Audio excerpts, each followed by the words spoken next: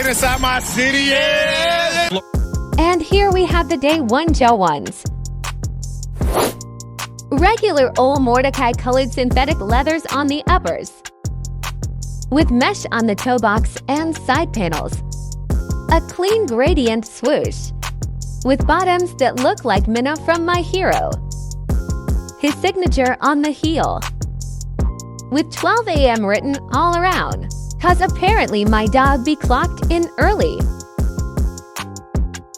12 is his jersey number for y'all that don't know. His daughter's name on the insides of the midsole, with start from scratch written on the same side, and his signature again on the toe.